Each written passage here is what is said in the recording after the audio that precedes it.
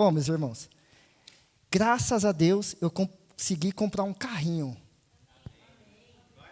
Aleluia, meus irmãos. Mas ao mesmo tempo, quando você se encontra com alguns incircuncisos, misericórdia, meu Deus. Comprei um carrinho numa lojinha ali e o pessoal prometeu várias coisas, o carro é isso e aquilo. Quando você vai ver, é cheio de vícios ocultos, é uma coisinha aqui e acolá. E eu descobrindo, né, que eu trabalho com Uber. Depois que eu saí do colégio, né, eu saí do colégio adventista, estou trabalhando com Uber, mas depois, futuramente, em nome de Jesus, eu vou voltar. Tá bom. Pulando essa parte, eu estou lá trabalhando como Uber, aí eu recebo uma notificação de uma mensagem da loja. Aí eu falei, opa, desconto? Será? Negativo. Eu descobri que eu levei uma multa lá em Mauá. Eu falei, misericórdia, meu Deus. Aí, senhor Wellington, precisamos que você pague essa multa, porque a multa está no nome da loja e tal, etc, etc. E já se passou 30 dias, eu falei, poxa, verdade, tá, a multa tá, o carro está no nome da loja, mas quando que virá para o meu nome? Aí eu perguntei, indaguei o rapaz lá da loja, e ele, então, funciona assim. O carro só vai para o seu nome depois que você pagar todo o financiamento. Meus irmãos, eita, misericórdia.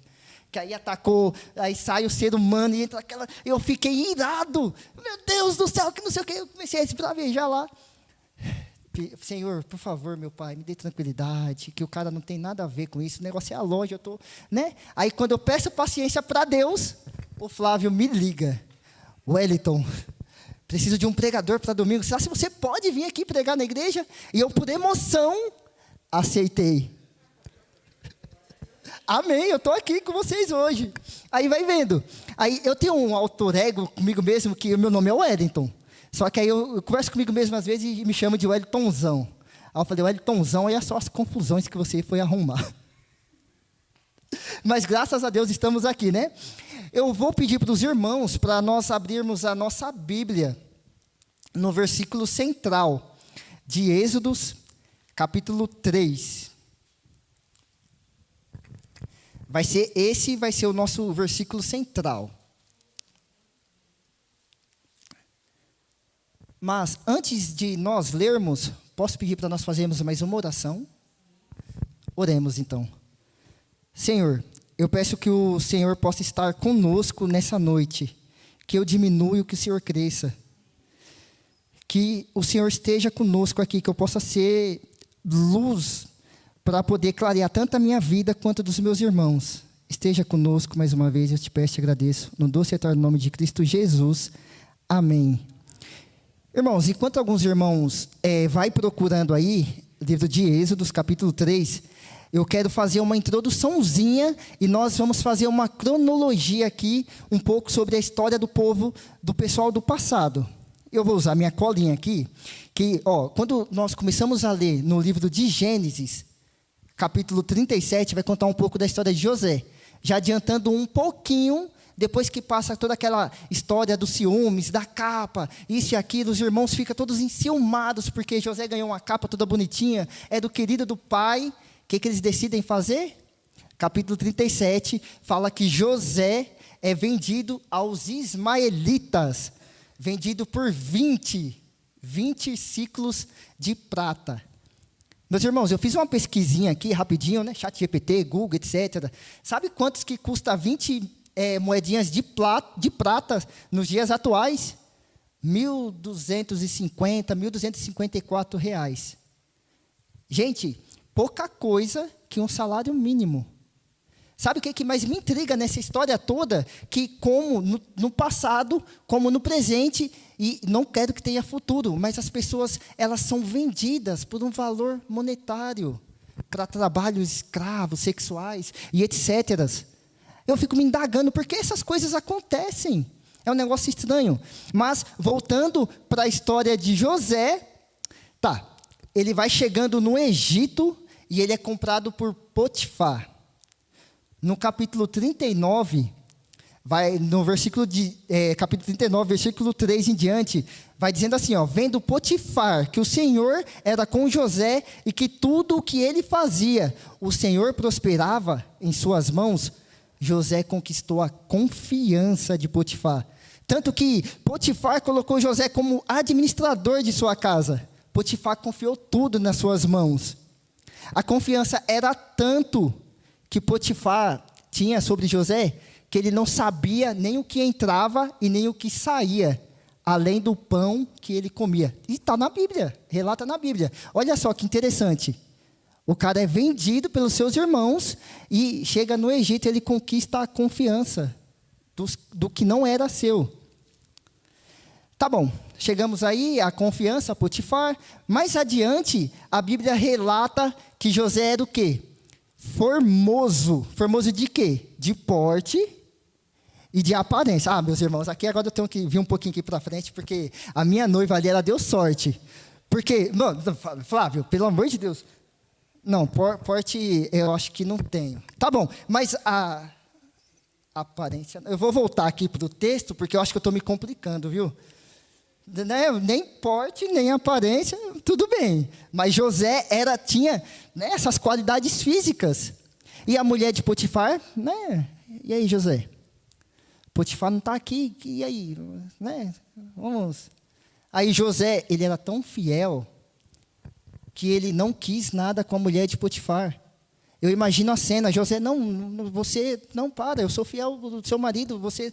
E ela não vem para cá, e ela puxa a capa de José. Eu imagino que depois que ela viu que não conseguiu nada, ela começa a se arranhar toda, a se marcar. E, meus irmãos, continuando mais para frente, José foi parar na prisão. Sabe por quê? Porque ele foi acusado de assédio / estupro. Eu não sei o que aconteceu com José ali. Eu imagino a turbulência que ele passou naquela prisão. Mas, enfim, até aí tudo bem. Ele vai parar na prisão e ele, como ele era muito fiel, ele acaba se tornando responsável, sabe por quem? Pelo copeiro e pelo padeiro do faraó. Essa é uma outra história. Pulando mais para frente, depois que ele relata tudo aquilo, né? Chega no sonho de Faraó. Ele conquistou a confiança do rei do Egito. Você se lembra do sonho de Faraó? José, ele conta todo o sonho para o Faraó, ele fala todo o que ia acontecer e ele conquistou a confiança do Faraó. O que acabou virando no Egito, igreja? O governador, meus irmãos. Isso mesmo, o governador. Olha só, ele era a pessoa mais poderosa abaixo do Faraó no Egito. Eita, eu estou arrepiado todo aqui, meus irmãos. Eita glória. Então, é assim, o sonho do rei era o seguinte: tinha 7 vacas gordas e as 7 vacas magras. Depois surgem as 7 espigas cheias e as 7 espigas fracas, mirradas, murchas. Qual que era esse sonho que o rei tinha? Era 7 anos de fartura e 7 anos de fome, miséria. Vocês que estão aí nos acompanhando pelo YouTube, Facebook, vocês conseguem entender isso? Olha só, depois que José, ele consegue contornar toda essa situação dos 7 anos de fome, que ele faz os celeiros e etc. ali, todas as terras vizinhas ficaram sem comida e foram parar onde, meus irmãos? Eles foram parar no Egito. Muitos hebreus / israelitas, que são mesmo, eles foram morar lá. Se nós trazermos um pouco essa história para o mundo espiritual, será se nós estamos presos no Egito espiritual das nossas vidas? Às vezes nós vamos atrás de alimento, disso, daquilo, curtição, internet, celular, e nos prendemos àquilo, mas nós trocamos tudo isso pela palavra de Deus, pela comunhão de oração, espírito em verdade. Você dedicar as suas primeiras horas do dia para poder falar com Deus. Será que nós estamos conformados com esse Egito atual? É uma reflexão que eu estava fazendo para mim. E de verdade, quando eu estava colocando esse sermão aqui na folhinha, eu estava refletindo, porque, sabe, quando você vai escrevendo e seus olhos vão abrindo e você fala, misericórdia, Senhor. Eu acho que agora é o tempo da sacudidura na minha vida, que eu preciso e eu devo acordar. Certo, meus irmãos? Vamos voltar aqui para o nosso textinho para não fugir muito. No capítulo 1 de Êxodos, vocês não precisam abrir, segurem aí no capítulo 3, que eu vou ler aqui, tá bom? No capítulo 1, o versículo 6 em diante diz o seguinte: faleceu José e todos os seus irmãos, e toda aquela geração. Mas os filhos de Israel foram fecundos, e aumentaram muito, e se multiplicaram, e grandemente se fortaleceram, de maneira que a terra se encheu deles. Entrementes, ou entretanto, se levantou novo rei sobre o Egito, que não conhecera a José. Continuando no versículo 9, diz o seguinte: ele disse ao seu povo: eis que o povo dos filhos de Israel é mais numeroso e mais forte que nós. Eia, usemos de astúcia para com ele, para que não se multiplique, e seja o caso que, vindo guerra, ele se ajunte com os nossos inimigos, peleje contra nós e saia da terra. Eu fico me perguntando, gente, será se esse povo, ele não conseguiu tudo que ele queria? Será se eles não conseguiram o alimento para poder se suster, passado aqueles 7 anos de fome, e agora eles se acostumaram com o Egito? Será se eles não tinham a oportunidade de ter saído antes? Muitas vezes é o que acontece conosco. Nós nos acostumamos com o Egito espiritual.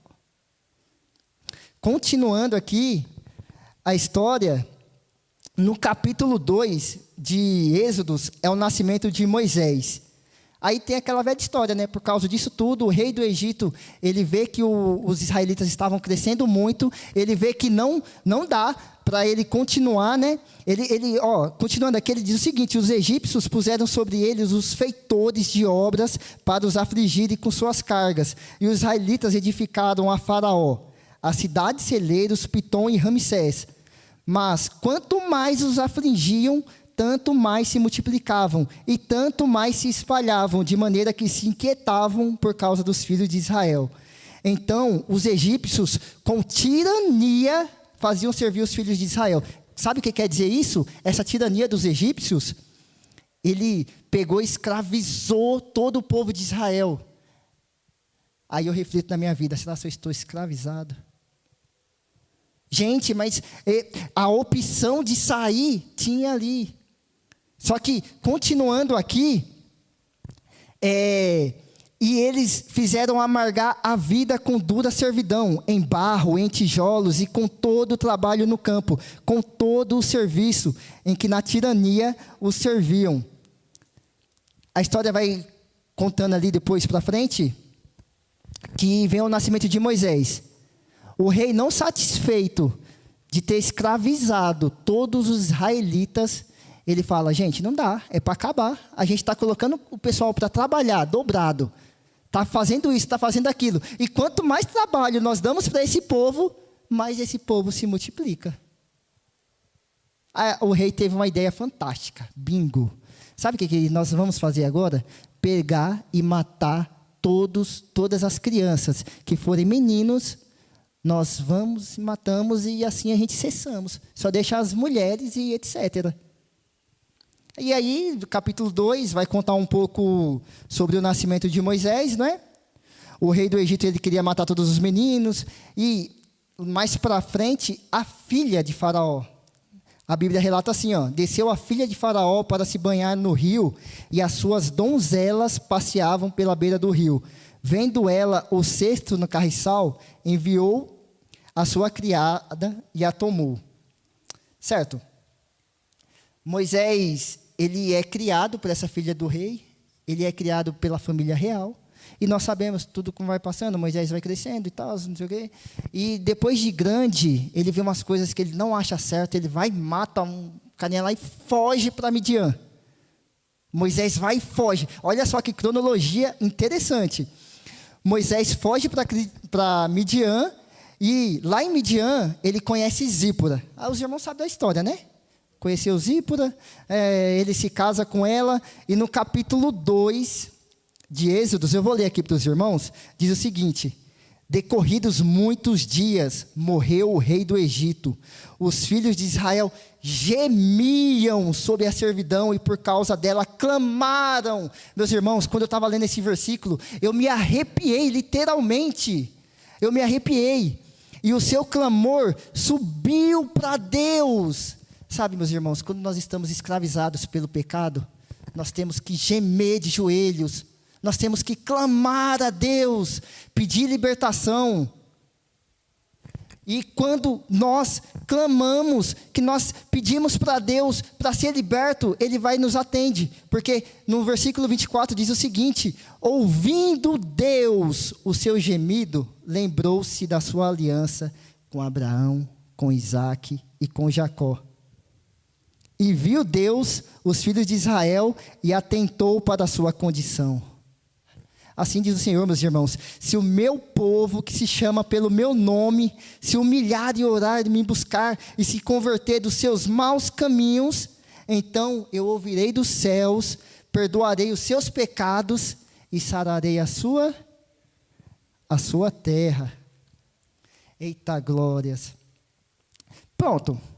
Pulando um pouquinho, daí para frente, Moisés é chamado para tirar o povo do Egito. E você sabe, nós vamos lendo a história, chega lá, o faraó, ele endurece seu coração, a sua arrogância. Ele fala: eu vou tirar esse povo, está servindo aqui para a gente no Egito, nós temos do bom e do melhor por causa do trabalho de escravo deles, vou libertar para quê? Para quê, meus irmãos? Não é? Ai, meu Deus. Chega nas 10 pragas. Já vamos pular para as 10 pragas, para o tempo, né? Bom, eu estava lendo aqui, eu vou confessar aos irmãos que eu me arrepiei um pouquinho. Eu vou resumir para vocês. A primeira praga, a água do rio Nilo e toda a água do Egito se transformou em quê? Em sangue. E os peixes e a água ficou imprópria para o uso. Imagine só, as pessoas estavam lá. Eu sou do tempo que eu lembro que quando eu era criança, eu via minha mãe lá no rio, pá, lavando roupa. Imagine só, a pessoa pega a roupa aqui, coloca, chucha na água, e quando vai lavar, oxi, cheio de sangue, será que eu me cortei? E quando ela olha, meu Deus, o que é isso? A água toda cheia de sangue. Começa a segunda praga, porque eles não contentes com isso, vem a segunda praga, que são o quê? As rãs. Nossa, eu fiquei com... Ai, sabe o que é ginge?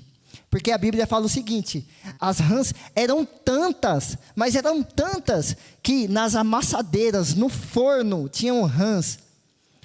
No leito, imagine só você chegar e ver sua cama aí, cheio de rãs.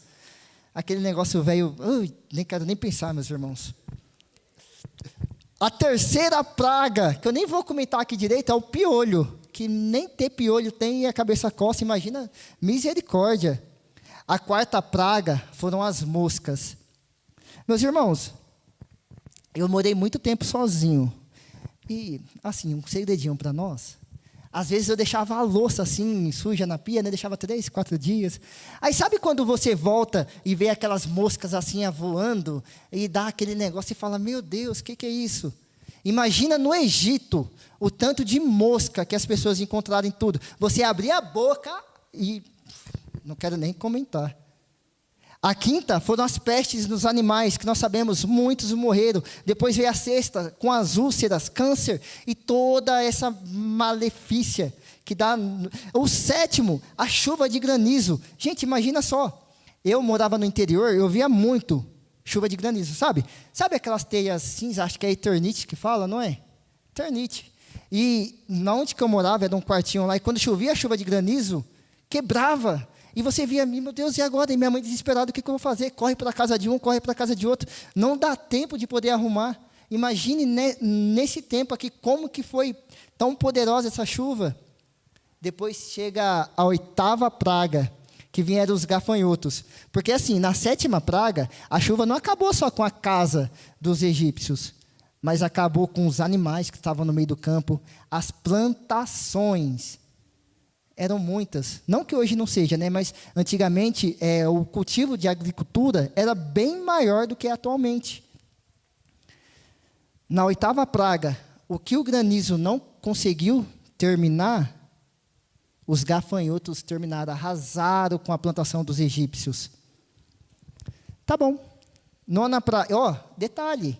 Isso tudo, o faraó, ele não se amoleceu o coração. Não vá.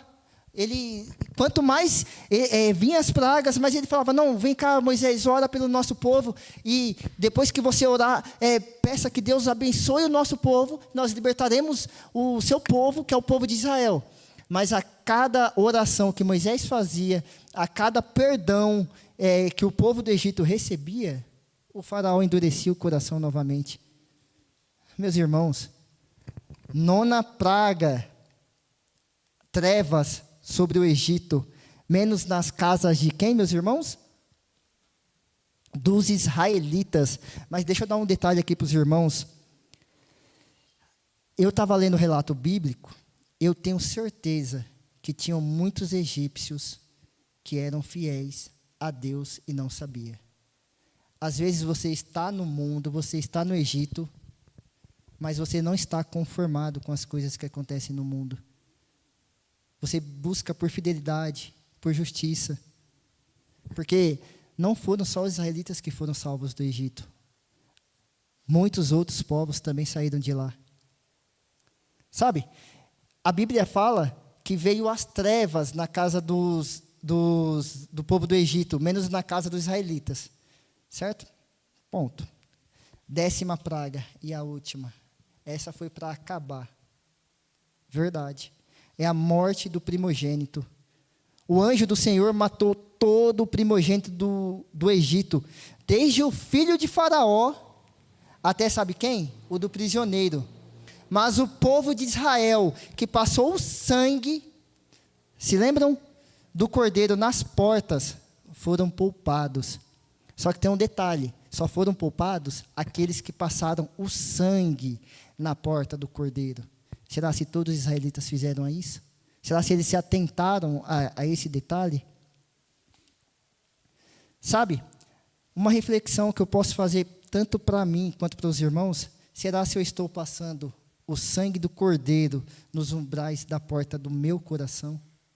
Essa é a pergunta que eu faço diariamente, para mim. Estou conversando com Deus, Senhor, será se eu estou fazendo isso? Tá bom, podemos abrir agora o verso central, Êxodos, capítulo 3. No versículo 13, diz o seguinte. Vamos lá, vou esperar os irmãos. Quem encontrou diz um amém bem forte, assim, amém? Amém. Eita glória, quem não achou dá uma misericórdia aí, viu? Certo. Versículo 13, diz o seguinte. Disse Moisés a Deus, meus irmãos, antes de eu continuar aqui, deixa eu te falar uma coisa. Eu me arrepiei quando eu estava lendo isso. Sabe por quê? Vocês vão entender agora. Eis que, quando eu vier aos filhos de Israel, eu lhes disser, o Senhor de vossos pais me enviou a vós outros, e eles me perguntarem, qual é o seu nome? Que lhes direi? A pergunta que eu te falo, tinham muitos israelitas ali, será se eles não sabiam quem era o Deus deles, no caso? Eles estavam tão conformados com o Egito, eles vendo adoração à lua, adoração ao sol, gatos, pirâmides, e se esqueceu do seu Deus. Certo? Continuando, versículo 14, disse Deus a Moisés, eu sou que sou. Eita, meus irmãos, aí que eu me arrepio. Disse mais, assim dirás aos filhos de Israel, eu sou, me enviou a vós outros. Disse Deus ainda mais a Moisés, assim dirás aos filhos de Israel, o Senhor, o Deus de vossos pais, o Deus de Abraão, o Deus de Isaque e o Deus de Jacó me enviou a vós outros. Este é o meu nome eternamente, e assim serei lembrado de geração em geração. Vamos pular aqui para página 3. A ansiedade, às vezes, acaba com a gente, né, meus irmãos? Continuando aqui. A Bíblia... Não, a pergunta que eu quero fazer para os irmãos. No versículo... vocês sabem quem é esse Deus? Que a Bíblia está apresentando aqui, o eu sou. Eu vou pedir agora para os irmãos para abrir comigo, que a Bíblia irá responder. O livro de João, capítulo 1. Vamos avançar aqui um pouquinho.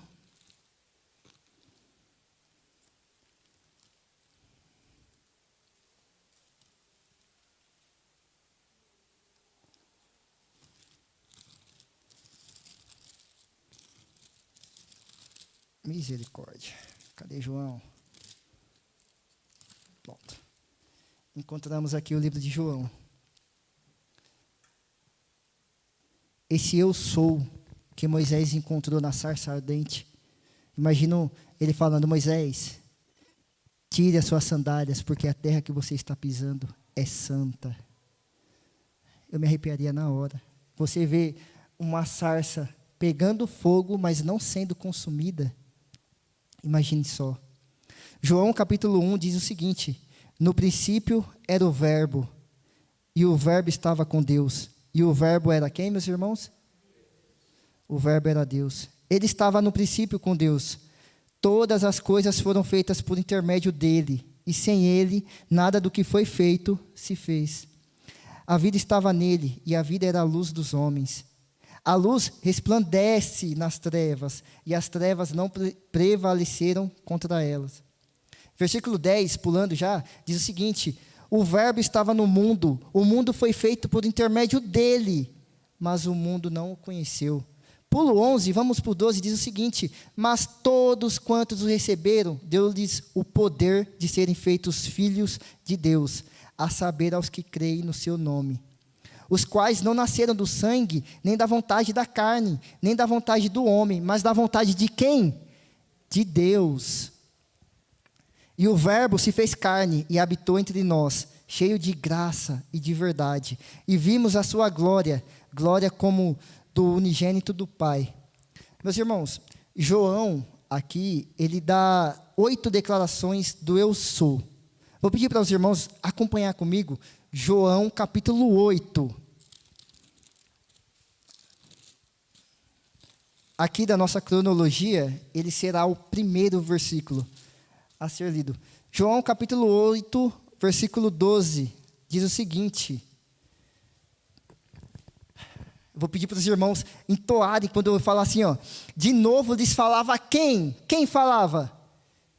De novo lhes falava Jesus, dizendo: eu sou a luz do mundo. Quem me segue não andará nas trevas, pelo contrário, terá a luz da vida.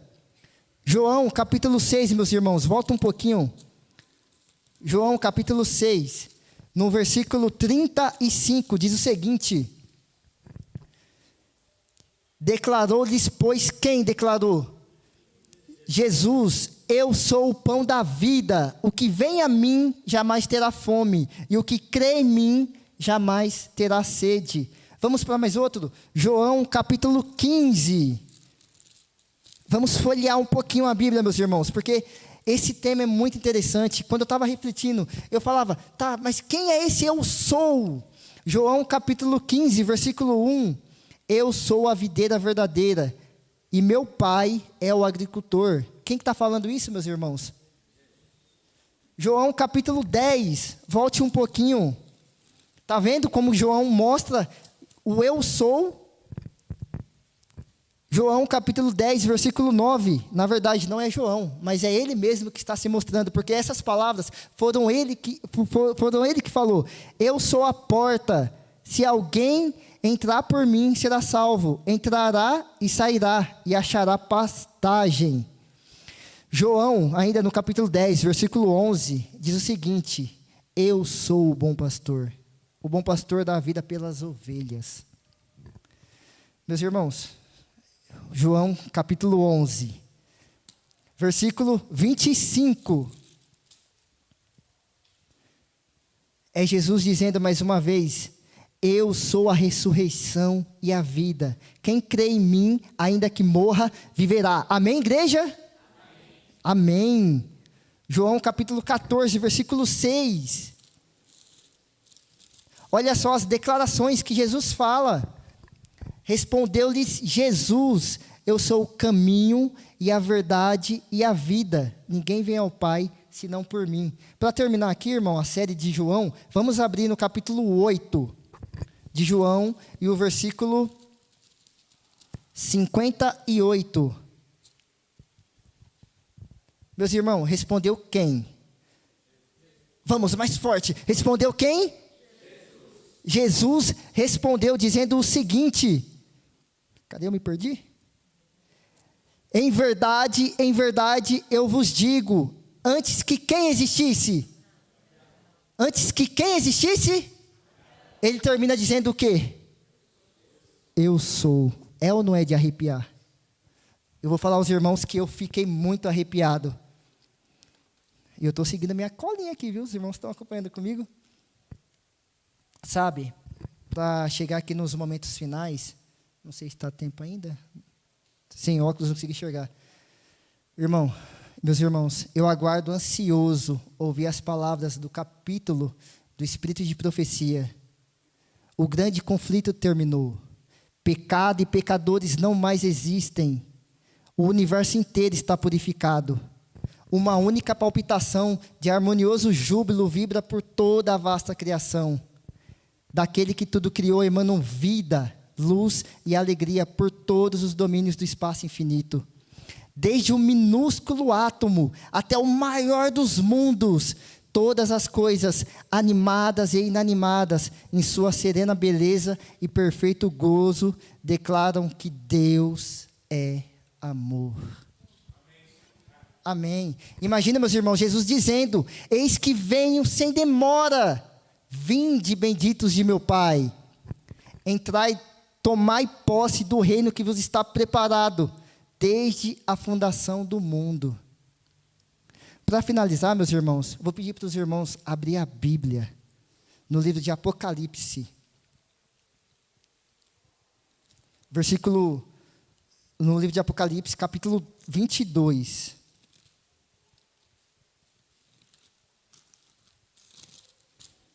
Capítulo 22, nos versos 12 ao 14.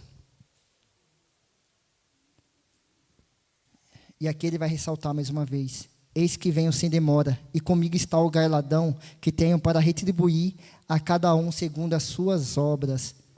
Mais uma vez aqui Jesus falando: eu sou o Alfa, eu sou o Ômega, o primeiro e o último, o princípio e o fim. Bem-aventurados aqueles que lavam as suas vestiduras no sangue de quem, meus irmãos? No sangue do Cordeiro, para que lhes assista o direito à árvore da vida e entre na cidade por onde? Pelas portas. Viu? Lá no passado, o pessoal, ele tinha que passar o sangue do Cordeiro nas portas, nos umbrais da porta. Nós, refletindo para os dias de hoje, nós temos que passar o sangue do Cordeiro nos umbrais da porta do nosso coração e lavar nossas vestes, a nossa alma no sangue do Cordeiro, porque nós não somos perfeitos. Que Deus possa nos abençoar, meus irmãos,